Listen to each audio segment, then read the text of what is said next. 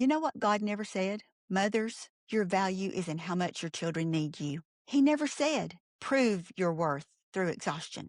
He never said, erase yourself completely and call it love. No, God designed motherhood as a season of stewardship. We're entrusted with these little humans for a time. We pour into them, we guide them, love them with everything we have. But the goal was always to prepare them to walk their own path, not to keep them dependent so that we can feel important. Your worth was established long before your first child was born, and it remains long after they grow up and don't need you to cut their sandwiches into triangles anymore.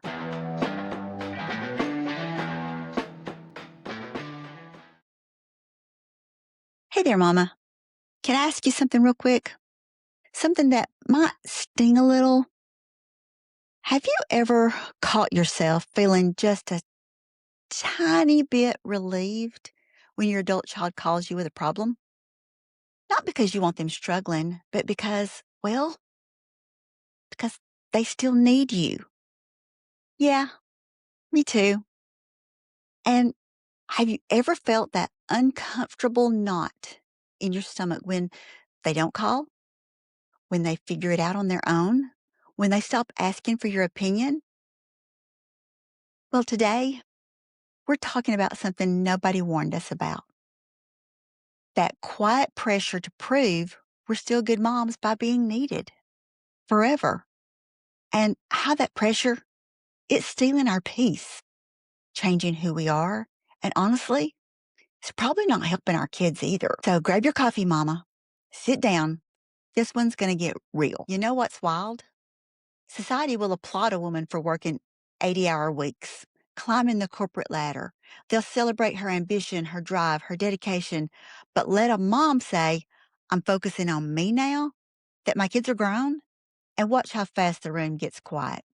I've seen it. I felt it. There's this unspoken rule that good moms never stop mothering, that if you're not deeply involved in every detail of your adult children's lives, you must not care enough. That taking a vacation without checking in daily means you're selfish. That having your own interests, your own friends, your own separate life from them means you're what? A bad mom. When did we decide that being a good mother meant erasing yourself completely? Because here's what nobody told us when we were rocking those babies at 2 a.m. You're allowed to exist outside of motherhood. I know, I know.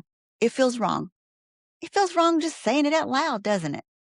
But listen, I spent decades believing that my worth was measured by how much others needed me, and especially my kids. If they were calling, I was doing something right. If they weren't, I'd start spiraling. Where did I go wrong? Are they mad at me? What did I say? Did I fail somehow? And the crazy, scary part, I didn't even realize I was doing it. I thought I was just being a good mom, involved, present, available. But really, I was tying my entire sense of value to whether or not my phone rang, which is ridiculous when you think about it. Like, I spent their entire childhood desperately waiting for them to sleep through the night and stop needing me every 5 seconds. And now that they're grown and can actually handle their own lives, I'm over here refreshing my phone like I'm waiting on lottery results. Make it make sense, y'all. Being needed isn't the same as being loved. Here's the truth that took me way too long to figure out. Being needed and being loved are not the same thing. Being needed feels urgent. It feels important in the moment. When someone needs you, you have a purpose. You have a role. You matter. But being loved, that's secure. That's steady. It doesn't need a crisis to prove itself. And somewhere along the way, I got those two things all twisted up.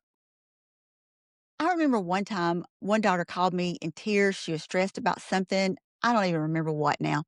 And my first feeling, if I'm honest, before concern, before compassion, was relief. Like, oh, good, she still needs me. And I've realized since then that I can't fix everything for everyone, no matter how much I wanted to. If they were struggling, I had a purpose. If they were fine, I felt what? Unnecessary? Unimportant? Friend, that's not healthy for them or for us. Because when your emotional oxygen depends on someone else's need for you, you can't actually rest, like ever. You're always waiting for the next problem, the next crisis, the next moment where you get to prove your worth. And listen, I'm not saying this to shame any of us. We learned this. Society taught us this. How many times have you heard someone praise a mother by saying, she sacrificed everything for her kids, like it's the gold standard, complete self erasure? But nobody ever asks, what happened to her when the kids didn't need the sacrifice anymore?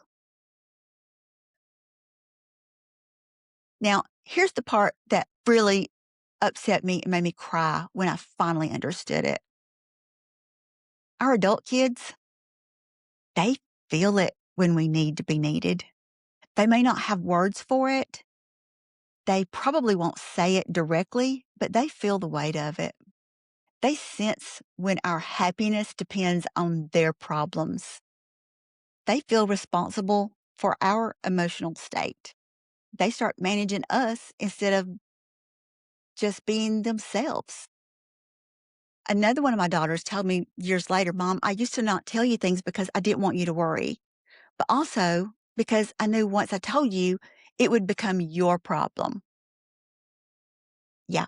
And she was right. It would have become my problem to fix. And sometimes she said, I just wanted to figure it out by myself. That hit me like a ton of bricks. I thought I was being helpful, supportive, available, but what I was actually doing, I was making their life about my need to be needed. And that's a heavy load for adult children to carry. Y'all, without meaning to, love starts feeling like an obligation. Sharing something becomes a burden because they know mom's going to spiral or take over and make it all about herself. I'm sorry if that hurts, but it's the truth and you know it. Connection turns into management and nobody wins there. Now, listen, I do need to say something here that we're going to dig into deeper in future episodes, but I can't not mention it. We're not the bad guy here. Our adult kids aren't entirely innocent in this dance. They learned our triggers. They figured out real quick that if they casually mentioned a problem without technically asking for help, mom would swoop in. They got what I call plausible deniability and a solution without having to admit they were using us. I, I didn't ask you to do that, mom. I was just venting. Right. And I'm just casually mentioning there's cake in the kitchen, but I'm not suggesting you eat it. I just, I'm just putting that information out there for you right now, for awareness. But they knew. They absolutely knew what they were doing. And we're going to talk about that, about how to recognize when that's happening, how to set boundaries around it, and how to love our kids without being their emotional ATM. But for today, I want to just name it because part of breaking this cycle is being honest about all of it, not just our part, but theirs too. The irony is, the more we try to stay needed, the more we push them away. Not because they don't love us, but because love shouldn't feel like work. You know what God never said? Mothers, your value is in how much your children need you.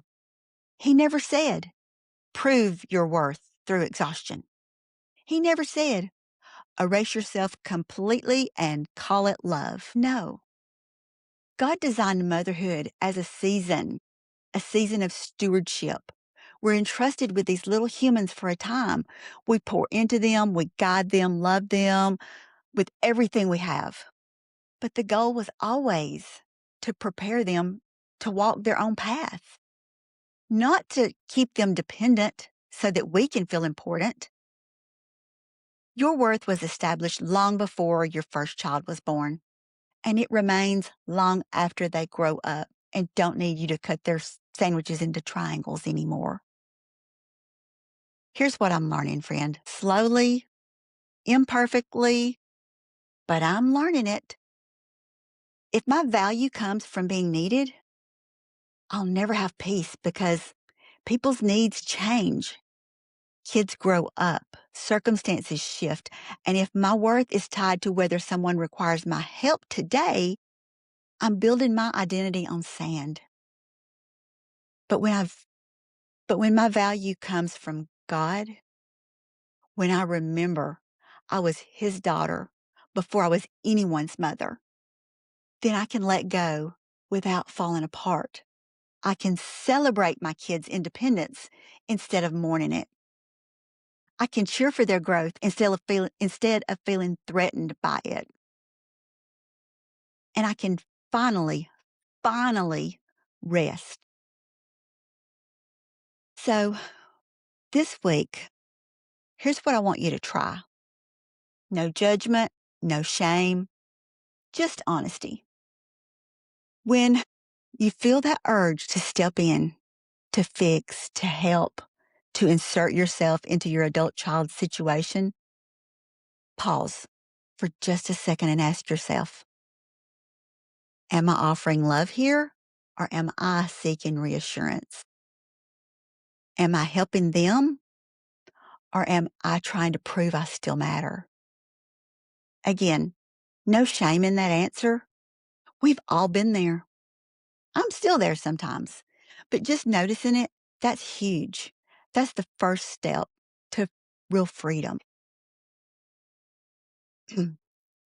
Mama, I want you to hear this clearly. You don't need to be needed forever to be deeply loved. You are allowed to rest. You are allowed to have a life outside of being someone's emergency contact. You are allowed to matter just because you exist, not because of what you do for everyone else. Your kids, they don't need a martyr. They need a mom who is whole, joyful, present, and secure in who she is. And that mom, she's in there. She's been waiting for you to let her breathe again. And for some of you to let her breathe for the very first time.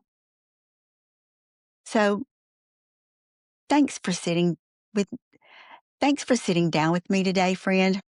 If this episode stirred something in you, if you would share it with another mama who might be quietly carrying this same pressure because we're not meant to do this alone.